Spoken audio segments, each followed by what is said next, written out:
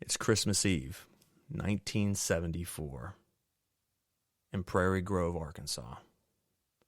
Thomas Duncan has had one hell of a year. He's 11 years old at this point, and he went through something that most of us, certainly at that age, had never have gone through, which was the loss of his best friend due to suicide earlier in the year from extreme bullying and teasing by Thomas's own next-door neighbor, Brad Flink. Brad was a bully who was, never ending in his assaults on the kids smaller and defenseless to him. Max, who was Thomas's best friend, just couldn't take it anymore and unfortunately hung himself. Now, as I said, this was an extremely difficult year for Thomas because, obviously he lost his best friend, was going through a very hard time. And on top of that, after Max had left, and most everyone had known that Brad was responsible for this because of the bullying, but back then there wasn't a whole lot anyone could do in manners like that. It wasn't like today. Life kind of went on, unfortunately. Max was gone, but everybody continued to live. Now, after Max's passing, you would think that maybe Brad would step back and realize what he'd done and how bad his bullying had affected this kid's life. But he did the opposite. He turned his focus on Thomas. And day in and day out, picked on him, teased him, called him names, and beat him up. Now, the big thing in Tom's life was Christmas. His family was very, very into the holiday of Christmas. And he was excited for this Christmas because after such a horrible year, the one thing he was happy to know was spending time with his family, celebrating the holidays, opening his presents, and trying to move past the tragedy. On Christmas Eve, he was out back working on crafts. Now, it wasn't very cold this year in Arkansas, and he was working on a craft that he was making for his mom and dad, and he was out back because they wouldn't see it. They were busy getting everything prepared for Christmas, and he made this beautiful piece that it was in honor of his parents and to show them how much he loved them. Now, he was so caught up in his own work that unfortunately he didn't hear the gate latch lift behind him, didn't hear Brad coming across his yard, and next thing he knows, Brad picks up his craft, his homemade present that he'd worked for hours on for his parents, and he breaks it over his knee into multiple pieces. Just one more display of how ruthless this bully was. Now, Brad grew up in a broken home. He lived only with his father, and Brad, his father, his name was Paul, was an extreme alcoholic and would beat on Brad the way Brad in return would then beat on children younger and smaller than him. Generational, programming of sorts. Now, at this point, this was the last straw, and Thomas just couldn't take it any further. He went in the house crying, very upset, but a rage started inside of him that he'd never felt prior to that. And he remembered reading about this creature, this being that took away bad kids on Christmas Eve. The name of that creature was the Krampus. He closed his eyes, went silent in his mind, and called out to this creature that if it was real, to please come and take this kid away, to end this bullying, to end this suffering, to get payback for his friend Max and for what he has gone through and so many other kids at his elementary school had gone through. They were soon to go to high school. And he couldn't imagine going to high school and having to deal with this kid on top of all the struggles of joining a new school, all of the new people. So he closed his eyes and he called out to this creature. Day went on as normal. He finally went back downstairs, picked up the broken pieces of his craft and began to work it again from scratch, and was able to finish it this time in his basement without anybody noticing and without Brad being around. Later that night, he heard a commotion. His room was actually adjacent from where Brad's was at the neighboring house. But there was a very heavy storm going on, very windy that night, and it began to snow. But what he heard didn't make sense, and when he looked out his window, he seen terror in Brad's eyes and face across the way in his room. Hiding, trying to fight back something. No one else was hearing that because I'm sure Paul at that time was probably passed out on the couch as normal. His parents were in bed sleeping soundly and being drowned out by the storm. Next thing he knows, the back door of the house swings open and he sees a creature dragging Brad across the backyard through the snow, claw marks in the snow from Brad gripping at anything he can to try to stop from being taken away. He's screaming. He looks upwards and actually catches the glance of Thomas looking out the window at him, yelling to please help. Thomas just stands there, partially frozen from the fear, but also at the same time watching what he had wished for so eagerly. He drags him further and further into the woods, and Brad was never seen again. Now, when the detectives started questioning this the next morning as Brad's father woke up and he was not there, and time went by and he didn't see him, and they began to worry, and he called the police. They started asking and questioning the neighbors. First, it kind of happened kind of in a holiday spirit, I guess you could say. They were sitting in the living room opening presents, and they seen red and blue flashing lights, which, around Christmas time could be anything. But then when they looked out their front window, they noticed multiple cop cars being there. It was taken very seriously right from the get-go because Brad's dad didn't go upstairs at first. He just knew his son wasn't there when he yelled for him, thought he went out to do something. A little bit later on, he went up to his bedroom and noticed everything was flipped over, noticed there was claw marks going across the door, not from the creature, but from Brad himself clawing once again at anything he could to try to stop this thing from taking him. It led into the woods, and the only thing that they found from Brad was his one tennis shoe laying at the foot of a hollowed-out tree trunk. As they questioned the neighbor on the other side, Rick had said he kept a trail cam in the woods because there was a monster buck that he was telling his friends about, and they wanted to see pictures, so he would take his trail cam, stick it out there, and try to capture pictures of these deer. He was an avid hunter. He says, maybe I caught something in my trail cam. So the detectives looked at the trail cam, and the only thing that they caught at a strange angle was Brad being drugged, screaming in terror. They did not see what was dragging him, but the only thing they caught from the angle that they had was one very large, furry, fuzzy hand with long, dark claws. That was the last anybody had ever seen or heard of Brad. Thomas never was bullied again. He never told his secret to anyone, but he couldn't help but think that sometimes evil must combat evil for the greater good. Are ghosts real? Several recent encounters suggest there might be more things in heaven and earth than we can dream of. So are werewolves just a Hollywood creation, or do half-man, half-wolf creatures really exist? Now, tonight, we kick off our Conspiracy Theory Month series, which was a... The legend of the vampire actually goes back for centuries, and it exists in some form or another in almost every culture. In fact, some people believe the first vampire story was in the Bible. Well, for decades, only crackpots and crazy people believed in UFOs. That's what I thought anyway. And then in recent years, it turns out that governments have been taking them seriously all along.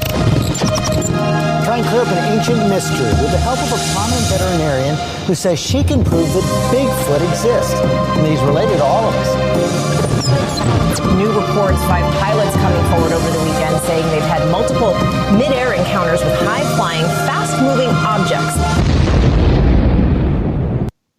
Good evening, ladies and gentlemen, and thank you for tuning in to Season 3, Episode 5 of Celestial Oddities, the PONG Pair of Normal Guys podcast, brought to you by Brutal Business and Celestial Oddities Radio, bringing you 100% real and raw underground entertainment.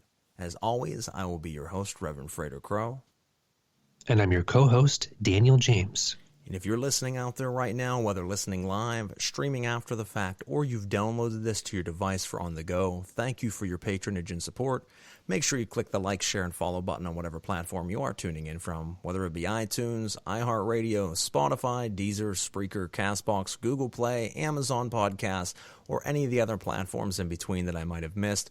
We air across everywhere, so feel free to listen where you like, but by clicking those buttons, it moves us up the podcast community rankings, allows more people to discover the show, keeps you in the loop with our new episodes as they air, and gives you unfiltered access to our past archives, not only of this show, Celestial Oddities, The P.O.N.G, which deep dives into supernatural and paranormal phenomena, talking about subject matter, bringing on professionals within this field, or even our special episodes taking on phone calls from around the world from people just like you to hear your extraordinary stories of the strange and unusual. Or it'd be one of our other shows like Knights of the Nephilim, based upon esoteric science, occult doctrine, or ritual magic, interviewing and talking with practitioners, ritual toolmakers, theologians, and authors. Or it'd be our last show, Uncovering the Underground, where we talk with and interview artists from music to modeling, stars of the big screen, comedy, oddities, and everything in between. We always aim to please here at Celestial Oddities Radio, bringing you great underground content. So make sure you click those buttons to help spread us around. Tell a friend, tell a neighbor. We really appreciate it. We air every normally Thursday night. The last few weeks have been kind of scattered with different things going on in Daniel and I's life, with holidays and things of that nature. Obviously, tomorrow is Thanksgiving, so happy Thanksgiving to all of you. But we didn't think it'd be too appropriate to have a show on Thanksgiving night. So we have been kind of bouncing around. So if you follow our pages, Celestial Oddities Radio on Facebook, you can keep track of all of our events when they're happening. If we're doing an odd night, you'll see the date of the event. But normally we will soon be going back to our normal every other Thursday night. And we air from 8:30 to 10 p.m. Eastern Standard Time. And on the weeks in between, we air Knights of the Nephilim. Come the end of January, these two seasons will end, Knights of Nephilim and Celestial Oddities, and Uncovering the Underground will pick back up and be every week for a few months, and then Season 4 of our shows that we're talking about now will continue. So as you see, we're constantly rotating, bringing you 50 brand new episodes of radio a year out of the 52 years. We try to keep you guys busy with content. So thank you so much. Make sure you share it around. And hopefully you guys enjoyed the intro this evening. We have a wonderful topic, Daniel. I'm very excited about tonight's show. Yeah, man, I'm ready to go. Folks, if you heard the intro, we are talking about the Krampus. Is it myth? Is it legend? Is it lore? Or is it truth? And we're going to deep dive a little bit into this evening because there's a lot to unpack here. You know, a lot of people know of Krampus or the Krampus because of the movies that were created several years back. If you do your research or you know about it just in general, you would know that it has existed for a very, very long time, and the movies were just something created, years back as something of horror for people out there who like something different around the holidays, as kind of a horror Christmas movie. Now, it originally extends from Germany, and the Krampus is said to be a half-goat, half-demon creature who was originally celebrated and praised during the winter solstice by pagan cults. And you could say it's a satyr of some sort due to the fact that it's a half-goat, half-man, or half-demon creature, kind of like Pan is to the Greeks and other satyrs that you'd see in the woods, or very reminiscent of what a lot of Christian tales will talk about with devils and demons, how they're half-goat creatures. This is very similar to how they attribute the Krampus as well, as being a fuzzy, furry, like goat man demon. I find it interesting because there's a lot of parallels here to a lot of other things. Krampus is commonly associated with St. Nicholas, and they're almost two sides of one coin, where you would have the good and the bad, where the good kids would be celebrated and given gifts by St. Nicholas on December 6th, but the night before, on December 5th, was Krampus night, and that would be when the bad children were punished. Some tales talk about the children simply being beaten with sticks and being slapped around a little bit. Some talk about the children being eaten or murdered or drug away to hell. But there was this fear, this good and evil. The bad children will suffer, the good children will be praised. They tell you now, and later on it would kind of be converted a little bit differently, because as we said, December 5th and December 6th, that's earlier than Christmas, but that's when they celebrated St. Nicholas and Krampusnacht. Later on, it would be more Christianized, as it already was, and we'll get to that in a moment, but it'd be more Christianized and become Santa Claus, and Santa Claus's date would be December 25th, but they would still keep some tradition with Krampus and make his night December 24th, Christmas Eve. And it is still said that he punishes the bad and naughty children, and Santa Claus would be giving gifts to the good. Now, Krampus, it's very interesting because he comes from the word Krampen. Krampen means claw. So his name literally is derived from the imagery of his giant, enormous claws. Now, a lot of times you'll hear people refer to it as single, like I just did, but it's in fact said that there's an entire race of these creatures, almost like the Sasquatch. There is a race of these very demonic-y, satyr-type beings with long claws that come out. There's not just one. That's how they're able to cover so much ground and take so many children or punish so many children in one night, is because there are many of them. And what's interesting is that this being was actually celebrated before St. Nicholas. The Christian church stepped in and wanted to abolish Krampus altogether, but the pagans who were converting to Christianity would not let go fully of their traditions. So it kind of got hybrided together to bring upon this half good, half evil creature, or two sides of it, I should say. That's right. And that's where you got the two, the Krampus and St. Nick. And then it became even more Christianized and became Santa Claus. But it was originally that St. Nicholas and Krampus worked together. They weren't necessarily opposing forces. They actually were both working for the same thing, just different purposes. And then later on, it would be that they were very different. Santa Claus has nothing to do with Krampus. Krampus is just a creature who takes care of the naughty children. Now, I'm telling you all this to give you kind of a backstory of how the Krampus came to be, and to give you a little bit of other information which might be vital to a lot of people out there. Some of our listeners out there are probably like, I knew some of this, or I knew all of this, but this next part you might not know a whole lot about. And there are very heavy parallels of Krampus to a spirit or deity that was actually prior to Krampus, which was right. Perchta.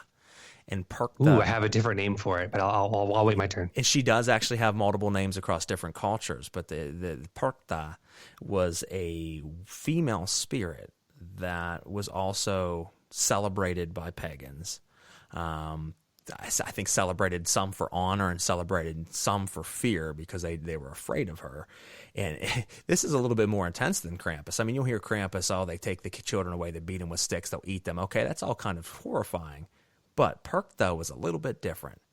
Perchta would appear to good children as a beautiful woman in all white. For good children, you would wake up in the morning with a coin or something of equivalent, next to your bed as a thank you for being a hardworking children. Now, she didn't necessarily just do it for being good. You had to have worked hard all year, done your duties, done your chores, and stayed strong all year long. But for the naughty children, she disemboweled them. She cut their stomach open, pulled out their innards and guts, and replaced it with straw before sewing them back up and leaving them in their beds to be discovered in the morning. She would also do this to anybody who ate foods that day, her day, prior or outside of the scope of what she allowed to be eaten. And if she discovered that the children had eaten something outside of that, she would once again disembowel them, fill their stomach with straw, and I forgot to mention pebbles, and sew them back up and leave them there to be found. And then for those children, when she was seen, or people who had seen her do this to these children, supposedly, as the lore goes, she would appear as a very terrifying, wrinkly old hag, very reminiscent of what you would imagine, like the depictions of old evil witches looking like. That's what Perkta looked like in her evil form, but when she was seen in the good, she was gorgeous and wore all white linens. So I found that to be a very crazy and fun part of the research. I had actually known about Perkta, but I didn't know as much as I do now, and I didn't know of the connection between Perkta and the Krampus, so I thought that was interesting. They always, and I'm sure there was some Christian hands involved there as well, they would say that the lore goes that one of her feet were of a goose. And the reason is, some people might say, well, what's that have to do with anything? The Christians oftentimes would depict devils and demons and sinister beings with having rooster or goose feet. And it was symbolic of evil. And these beings could even look, even in her beautiful form. Now, I didn't read this. I'm just saying myself. Even in her beautiful form, you might hear something where she was in all white and gorgeous, but one foot was of a goose foot. And that's to always symbolize that no matter how pure or beautiful she would appear to you, she still carries the evil with her, and she's able to be recognized by her foot to symbolize her evil qualities. So very interesting research on that. She comes from the Alpine area of Germany, and once again, she was celebrated by pagans there. And, that's really about it. Same time period, which is interesting as well. She was celebrated around midwinter, the 12 days between what we would know as Christmas and another holiday called the Epiphany. And it's 12 nights long. And she would appear usually on the last night, the 12th night, to judge the good and the damned. Daniel, I turn it over to you, my brother. I see. Well, thank you very much for that fascinating and horrifying lecture about the Krampus and its potential origins. Now, if you've been listening to our show for a couple of years now, you'll know that Frater and I both like to come with our own sort of perspective on these particular topics. And I love hearing, the information and the history that you dig up on these topics. And then I like to sort of double back, circle around with my own sort of metaphysical, philosophical perspective on these particular topics as well. So I put together just a very short and concise lecture about my understanding of the Krampus entity and its origins. So it's similar also, Frater, that you mentioned, potential origin dating back before the inception of this creature that we are all so familiar with, because I have one of my own, although it's a little bit different. I do think that this egregor, in a sense, that we're dealing with is sort of derived from something else. So let me just go ahead and dive right in. Yeah, please do. So the real, I'm doing air quotes, the real Krampus entity behind the creature that we're all so familiar with was actually based on a being known as the Kernanos. The Kernanos. So the Krampus is known, obviously, resembling sort of a hybrid human, sort of a hybrid elk. But this being, this Kernanos, was actually a fourth density elemental, if you're familiar with the concept of nature spirits. This elemental, known as the winter spirit, is what he was called. So the Kernanos, the winter, actually a very peaceful creature that had the ability to manipulate physics and reality, more so targeting nature in sort of a cosmically balanced way. So this being was known to manifest physically from its own sort of alternate reality and sort of, in a sense, make beneficial changes to the nature surroundings where these stories come from, which this particular version of its origin, the Kernanos, comes from ancient Ireland. For those interested, this is sort of like an Ireland lore about a nature spirit. So then, getting back to what Frater said, to sort of like recap on some of the points he made, where does the Krampus as we know it come from? So the Krampus as we know it was created and associated to religion. Once religion spread and became more common amongst humans then skewed the Kernanos into fitting an archetype of polarity, right? Because we always see that duality.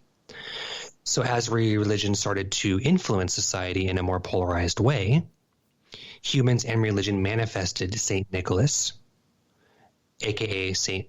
Santa Claus, which resembled a more benevolent giving entity, but was strictly a mythological creation and a byproduct of one of the more polarized aspects of the Christianity and religion as a whole. And I know that you mentioned some of those similar ideas as well.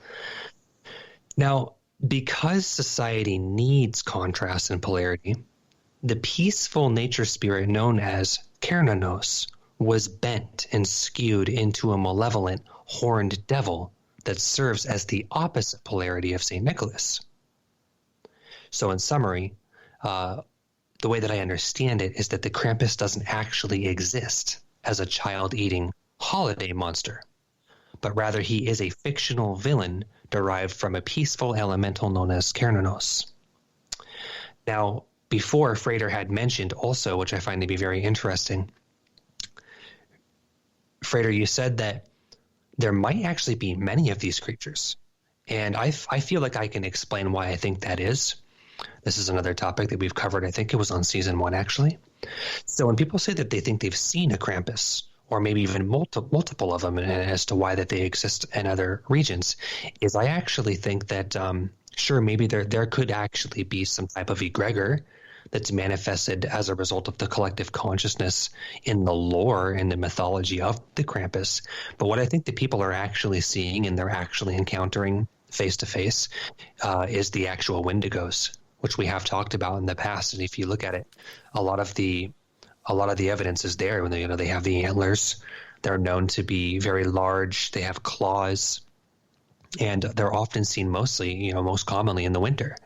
So that's another probable sort of speculation that I'm making here, that if people are seeing something that's Krampus-like, they very well could be the Wendigos, which they look similar to appearance. But to sort of, close my point here, I think that oftentimes when we have something like a mainstream icon like this, a public figure, I do think that they are always derived from something more organic and more natural, whether it is an elemental or, we have lots of other spiritual entities that come from other densities and dimensions that I think that we sort of create our own sort of public identity of what it is, but it really is derived from something else. So in this particular case, I came across this nature spirit, a peaceful nature spirit called the Kernanos.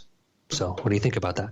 Well, I think it's very interesting. I mean, this is one of the ones, a lot of times people ask me, with all the different topics that we cover and subjects that we touch base on, do you believe in every one of the ones you cover? Not at all. No. I mean, there are ones that I absolutely think are possible or plausible. There's ones that I find interesting, though I don't necessarily buy into. And the Krampus, sure, for me, I don't think is a real being either. I think that it is the product of hundreds of years of evolution to, as you said, stories or attributes of other spirits or entities that have kind of been accumulated and put together into what is now known as the Krampus, because even the Krampus itself has taken many changes. At first, like I said, it was celebrated as its own deity, and it had nothing to do with St. Nicholas, and then it got tied to St. Nicholas and became this thing. Well, they work hand in hand as partners, and they have a day apart from one another, because the church wanted to abolish it altogether, but they weren't able to, so they found a way of saying, well, okay, instead of it just being this pagan monster, this pagan deity, well, what if he works with St. Nicholas, and he just takes care of the bad children? And he smacks them with sticks and kind of beats them around a little bit and, punishes them. It's like a spanking. And then as time went on and the religion became more extremist, and then it was, well, let's change the dates. Let's make Santa Claus. Let's get rid of St. Nick. Let's say that they're not together at all, and this creature is individual, and it's almost a creature of the devil. And this creature comes out and not only beats children, but bites them and murders them and eats them and takes them away or drags them to hell, which, folks, you've heard me talk about in other shows. Hell is a Christian concept. Hell actually never existed prior to Christianity. There was Gehinnom or Sheol or other places that were attributed to being hell-like, but in every other culture, hell wasn't like hell is in Christianity. It was somewhere that you went for penance and you would serve a certain amount of time, and then you would be released from that hell back to wherever your original source was. But then Christians came up with the idea of taking Gehinnom, which was a Jewish concept of what we would attribute to hell, and calling it hell and saying it's eternal. So then you start getting these concepts of it's a creature of hell and it drags bad children back to hell with it. So now it's not only a thing of you better be good throughout the year so that you get your presence and you're not taken away by this evil devil creature, but it was also another way of fear-mongering, adherence to follow the word of God. So that's where it gets a little tricky as well, is when your hands get involved into it, it changes and it changes and it changes, and it ends up going from a partnership to individualist evil.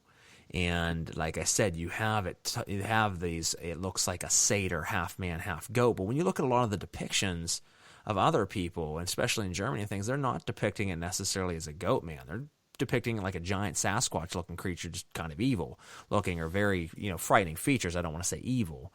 But whenever you try to give it the attributes of a satyr, it walks on hind legs like a goat, and it's just ways slowly and surely adding these things to make it more evil, more sinister, and more something that someone should fear. And that's easy to then say it's pagan beliefs and it's pagan gods, and they bring this thing here, so it brings fright, and then it brings shock value. So that's whenever you have pop culture get a hold of it and make movies out of it and things. And they villainize it. Haven't you noticed how a lot of these things are villainized and demonized? Exactly, and that's never the way that it was. I mean, it's the same way, and I attribute it to the daemons or daimons, and Greek daimons mean replete with wisdom, beings that would help you and help you advance and teach you how to do things. And then it became daemons, which still replete with wisdom, and these spirits that you would work with and grow from. And then Christianity got a hold of it, and they said, no, they are demons, and they changed. And they villainize it. They villainized it. They're not here to help you. They're not here to teach you. You don't ever talk to them. If you talk to them, you'll go to this hell that we just created, and you'll burn, and all these things, and they're evil creatures, and you don't touch them, and they look like this or that, and then they added these attributes and these backstories and changing narratives to make it something scary, to villainize anything that's culturally different than their culture or their belief structure that they were building and have built for themselves. Right. And that's what I look at as the Krampus. Is it was something celebrated. It had a backstory. It was, cultures had something that they, similar to our Christmas, they said that there's this creature that would punish bad children and it would reward good, or the good would just be rewarded by continuing to go without being beaten by sticks. There's these things, but then over time it became more sinister and sinister. And if you went back in time and talked to the original pagan people that celebrated Krampus and told them what it's become now, I think they would be shocked and appalled and say, absolutely not. That is not the spirit that we celebrated and gave festival to and gave offerings to. It's just been heavily taken out of context. But on that same note, folks, I will say that I appreciate the fact of the pagan culture standing up when the church came in and said, we want to, get rid of this character. They did fight back, and there was enough pushback that they couldn't just abolish it and get rid of it. They had to partner it with St. Nick, then partner it or unpartner it, but keep it around still. It stayed in the collective unconscious amongst all of us, and it's still hundreds of years later is talked about, celebrated, festivals, movies. And even though it might have gotten blown out of proportion, it keeps the energy of this being alive. Whether it is real or not, it stays with us, and I appreciate that. I mean, there's even festivals called Krampuslauf, which is Krampus Run, and people dress up as Krampuses, and they run around and just stir up shit the whole day. They scare children, they get drunk, they run around and get rowdy and bother people, and disorderly conduct type deal, but it's all in good fun. It's thousands of people can dress up like this mythological creature and run around and be rowdy. And it's a way, I think, that we've always been able to keep our animalistic side and keep that pagan roots that we all originally stem from, whether you admit to it or not. It's a way of keeping it alive, even though distorted. No, absolutely. I totally agree. And I'm down with anybody, communities out there that celebrate, this entity, this creature, in whatever way that they understand it. I am a big fan of sort of like the origin stories of these things, and although yours was completely terrifying, I wanted to ask you about, just in the general sense, man, how familiar are you with the concept of like elementals, earth elementals? This could be like a whole episode, by the way. I've worked with elementals before. I mean, you have the common misconception is a lot of times people talk about elementals. They talk about fire beings and water and air and earth, and that is partially right, but there is crossbreeds in between, and people will think about 4 classes of elementals, but that's not exactly true. There's many more than that, and elementals can be looked at in different ways. They can be looked at as just spirits you work with, but they are also physical beings, and I know to a lot of people out there, they're like, this guy's on one. No, they are physical. But they are physical beings, and the difference between elementals and regular spirits that you work with, a spirit or even a human being, depending upon your belief system, once you die, the body will fall, the body will rot, the psyche will live on for a little while. That's often the spirits that you hear yelling, help me, or no, please, please, all of these things, and ghosts that you interact with. A lot of that is the remnants of a spirit's psyche falling from it. So you have the body in the ground, the psyche floating around as a ghost-like apparition, and then you have the soul, or the spirit, and that goes on to other dimensions and other planes. Sometimes it can return, so I don't want to say all ghosts are simply psyche, remnants, right. But there are 2 different classifications of ghosts. Most people don't understand or know that. The reason I bring this up is elementals, like human beings, die, but they don't go up to like a heaven or anything like that. They actually go right back into the energy stream of their own current and then are born again as a new elemental. They don't have never-ending lives like a spirit. They don't live forever. That individual elemental will die. It will be gone. There is no soul that goes from it. It is just that being, and once it dies, its source is recycled and brought back again, kind of like we would be in reincarnation, but there is no thing that goes on beyond it. It's just that they all return back to their own river and then are born again, and it never ends. Now, elementals can live within plants, they live within rivers, they live within the rocks of the streams, and I know that sounds crazy, folks, but think about the miracle of plants growing. If you plant a plant and you water it and it grows, you just think, okay, it's the sun, it's water, it's all these different things that science has said it is, but there's these beings that live within the plants that help the plant grow, that take care and maintain the plants. You have, the sylphs, you have the undines, you have the gnomes, you have the salamanders, and each one of those corresponds with one of the 4 main classes of elementals.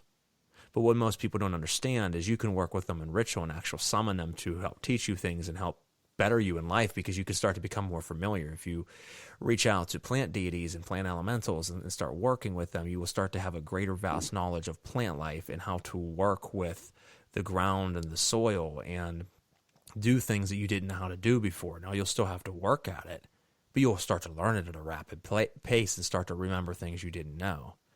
And the reason I bring this up is one of the misconceptions is that there's only these 4 races, but there's a crossbreed between. You can work with water, fire, earth, and air, but you can work with fire of water, the air of water, the earth of water, the water of water. And I know this is deep. This is occultism, folks, so we're not going to go too deep into it. But you can work with 4 different subdivisions within that division. So technically, there would be 16 categories of elementals. And whenever you hear someone say plant allies, I have plant allies, especially in occultism. I work with plant allies. I work with mugwort. I work with hembane. I work with, even psilocybin mushrooms or muscimol that's in the fly agaric, toadstools. These are plant allies. These chemicals are said to be facilitated by elementals. And it's just a very interesting concept. They are real. They do exist. They are in everything around us. They make this world run, this physical world, and you can work with them. I completely agree. And I like the more sort of expanded, sort of vast perspective you have on the concept of elementals. And if you study any sort of either mythology or lore in any sort of subculture on our planet, we all have some sort of identity or definition of what these sort of, like, in a sense, nature spirits are. And I do think that there are subclasses and subcategories, and I do think that they are physical just like us. But like I mentioned earlier, I think that they're actually in sort of like the fourth density frequency, where they're not exactly in our physical reality, but rather in their own sort of subdimension of it. Correct. And there's actually a summoning ritual that I discovered in 2016. I don't exactly know what all the steps are, although I am talking to our good friend Natasha about, possibly working with this particular exercise where you can actually summon the Keranos through a very disciplined, long-term exercise of working in nature, in the woods, under certain circumstances and doing certain things, including meditation, to actually sort of, in a sense, manifest this creature. And I do believe that you probably know more about it than I do, but there's probably a variety of different sort of summoning exercises, manifesting rituals to bring sort of elementals present if you would ever want to encounter one in your life. Yeah, I think it's a very powerful subject, and something that, folks, if you're listening out there, and I've said this time and time again, it's not to beat a dead horse, but if you want to have interaction with cryptids, with aliens, with ghosts and spirits, with daemons and demons and planetary and celestial beings, you can do so. And you can do so a lot easier than you might think. Now, it doesn't mean that there's not danger to it, but it is something that you can do. And once again, I've said this so many times, someone will say, well, it's never happened to me, or I don't believe it, but I would like to see it. Well, first, you have to be open in order to be able to receive it. So you don't necessarily have to believe it, but be open to receive it. The second thing is you have to put yourself out there. If you want to have contact with a spirit, but yet you never take time to try to talk to spirits, you never go anywhere where the energy currents are powerful to be able to encounter spirits, and you never take yourself out of your normal everyday flow of job and everything else, then most likely you're never going to have it happen. But if you take the time to perfect your mind, and you take the time to go out and actually interact with beings, it won't happen every time. But I can promise you from personal experience, time and time and time again, it will happen. Now, one of the most powerful things you can do, and Dan just said a part of that, if you go out into the woods to try to connect with the elementals, but it doesn't have to be just elementals, but certainly we can use it as an example. If you go out with a clear mind, with strengthened abilities of your psychic abilities by meditation and by breath work, and you can sharpen your skills of being able to access the higher portions of your own ability. And it's not as hard as you'd think. It just takes discipline. You go out into the woods by yourself. I know it's scary, but do it at nighttime. Go out to the woods. You can do it during the day. Elementals you might want to do during the day. But go out into the woods. Sit. Clear your mind and meditate for a while. And then speak out loud to them and let them know you want to have an interaction. And then sit there in silence and wait. Not 2 minutes, not 5 minutes. It might be an hour or two. But just be in awe of the beauty of nature and what is around you and how blessed you are to be experiencing this gift of life and nature and wind and water and plants and dirt, all of it. And if you have that appreciation and you open yourself up to it, more often than not, something will come. It has happened time and time again for me. And one of the biggest things is you have to be true of what you're trying to do. And the other one is you can't go with all of your friends. People say, I want to have this happen, and they'll take 5 buddies with them. Well, the problem is you might be very in tune with what you want. And you might be very sincere with what you want to do. But the other 3 or 4 friends that you have no abilities, they don't believe, they're loud, they're distracting, or they're naysayers, or they just carry low vibration. They think it's like a joke, and they don't take it seriously. Or they're just they're dealing with their own shit in life, and they're at a lower vibrational stage in their life, and you're trying to be at a higher one, and they're dragging and fucking the whole process up.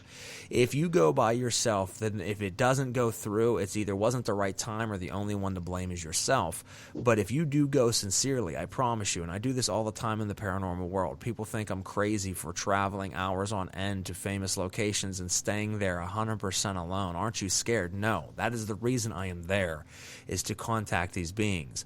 And I will sit and I will ground myself, I will clear my mind with meditation, and then I will speak out loud as I would a good long-lost friend and say, I am here to speak with you, and I've traveled very far to communicate. If you wish to come out and talk to me, I would love to talk with you.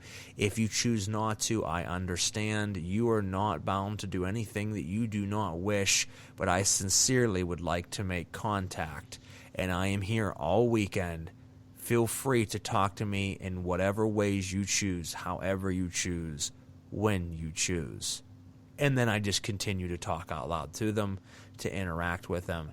And you wouldn't believe, folks, the shit that'll happen. And I've taken groups out and done this and showed them how to do it properly. Taking away the cameras, taking away all the fancy gear, taking away your expectations, and taking away your need for clout chasing to have something to go back and slap on Facebook. Eliminate all that bullshit and go there for true purposes.